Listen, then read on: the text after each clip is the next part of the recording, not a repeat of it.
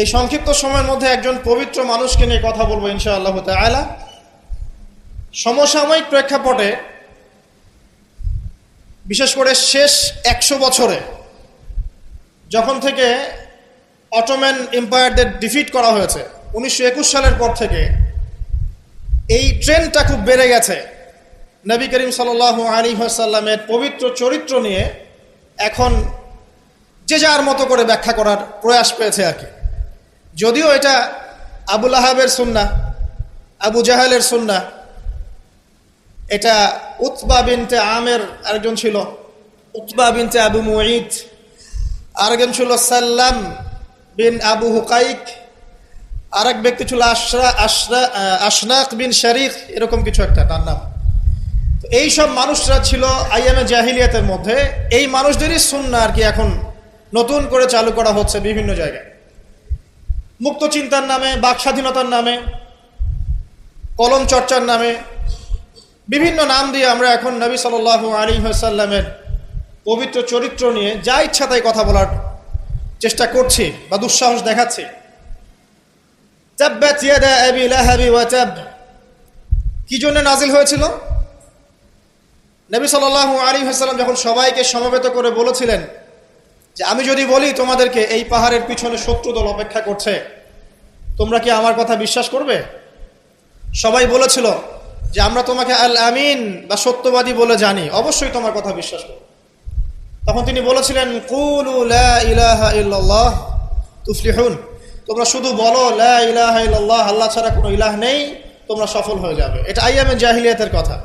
আবু লাহাব তালি দিয়েছিল, হাত দিয়ে তালি দিয়েছিল এবং ঢিল নিক্ষেপ করেছিল, নবী সাল্লাল্লাহু আলাইহি ওয়াসাল্লামকে কষ্ট দিয়েছিল।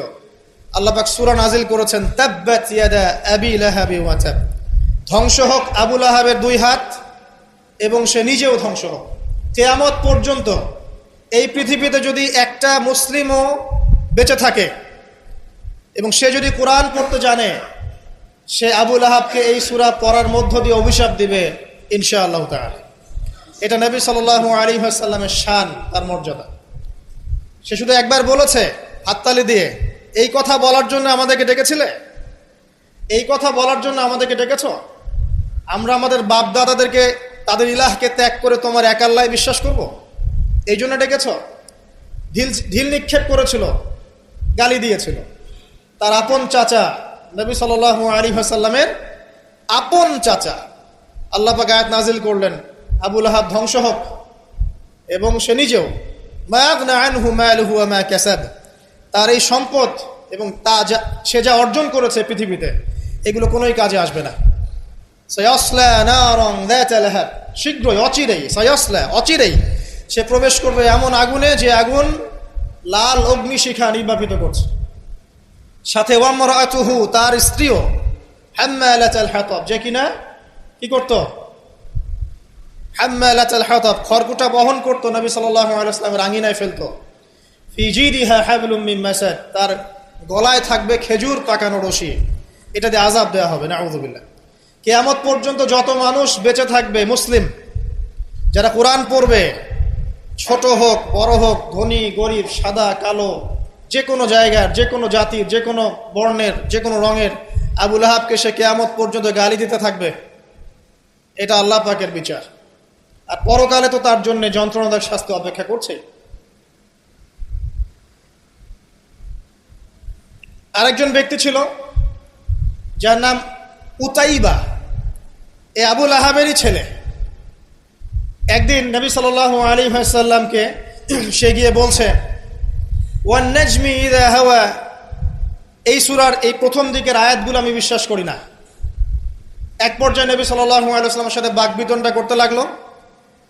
আমাদের নবীজি তো তর্ক করতেন না, স্বল্পভাষী, মিষ্টিভাষী, নরম মানুষ ছিলেন, তর্ক করতেন না, নিজে কাউকে কখনো একটা থাপ্পড়ও দেননি, এমন মানুষ ছিলেন। তো সেই মানুষটাকে সে মুখে থুতু নিক্ষেপ করেছিল, তবে এই থুতুটা তার মুখ পর্যন্ত পৌঁছে নাই, আল্লাহ পাক পৌঁছাতে দেননি। আরো কষ্ট দেওয়ার জন্য তার জামা টানা হেঁচড়া করছিল। আর রাহিকুল মাখতুম বইয়ের মধ্যেই আছে, পড়ে দেখবেন। আল্লামা সফিউর রহমান মোবারকপুরি রাহিমাহুল্লাহ রচিত আর রাহিকুল মাখতুম, যেটা 1187টা বা 85টা বইয়ের মধ্যে ফার্স্ট প্রাইজ পেয়েছে, প্রথম স্থান অধিকার করেছে এই বই। এখানেই লেখা আছে। তো নবী সাল্লাল্লাহু আলাইহি ওয়াসাল্লাম কষ্ট পেয়েছিলেন, কষ্টে তখন তিনি বলেছেন আল্লাহর কাছে, ওই মুহূর্তে বলেছেন, আল্লাহ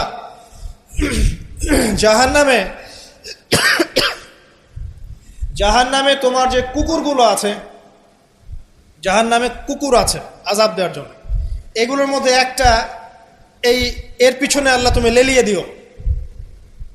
এটা বদদুয়া করেছেন নবী সাল্লাল্লাহু আলাইহি ওয়াসাল্লাম।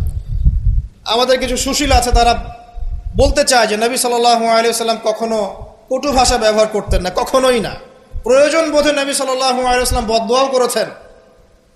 প্রয়োজন বোধে নবী সাল্লাল্লাহু আলাইহি ওয়াসাল্লাম টানা 1.5-2 মাস ধরে বদদুয়া করেছেন। কোথায়? রাজির ঘটনা। রাজি একটা ঝর্ণার নাম বা একটা কূপের নাম, এক একজন এক একভাবে ব্যাখ্যা করে। এখানে 10 জন সাহাবীকে চোরাগুপ্তা হামলা চালিয়ে হত্যা করা হয়। একদল লোক এসে বলেছিল, আপনার সাহাবীদের মধ্যে এমন কিছু সাহাবীকে পাঠান যাদেরকে আমাদের কওমে নিয়ে গেলে ইসলাম শেখা যাবে, মুআল্লিম। নবী সাল্লাল্লাহু আলাইহি ওয়াসাল্লাম 10 জন সাহাবীকে পাঠিয়েছিলেন।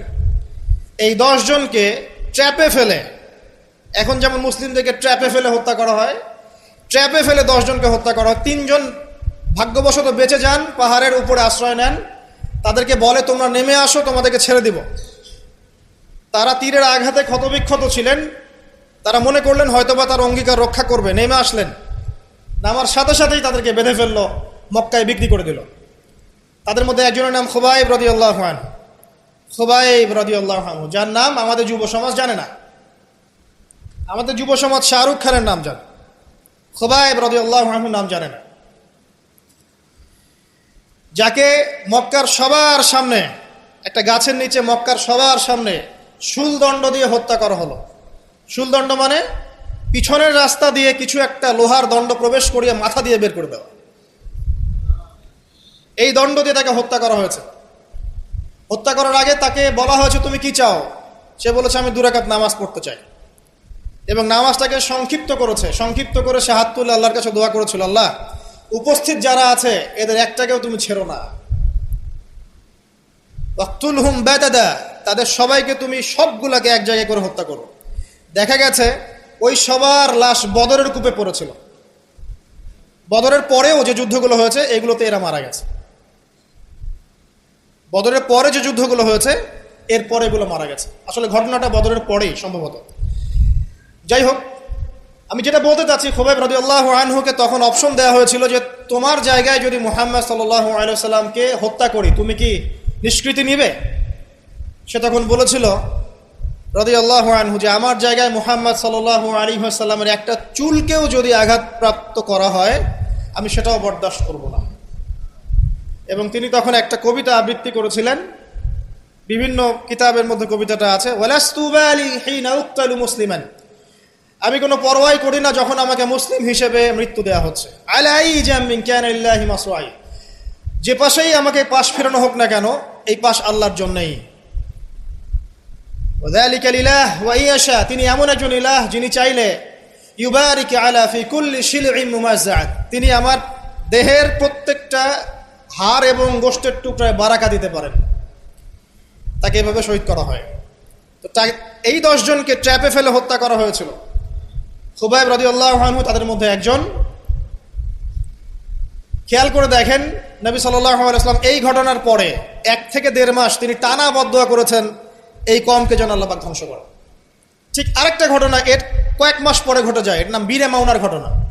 বীরে মাউনা একটা জায়গার নাম, যেখানে একইভাবে দিন শেখার কথা বলে দায়ীদেরকে ডেকে নিয়ে এসে 70 জন দায়ীকে একসাথে হত্যা করা হয়েছে ট্র্যাপে ফেলে। এই জিনিসগুলো হিস্ট্রির কথা মনে করিয়ে দেয় আমাদেরকে।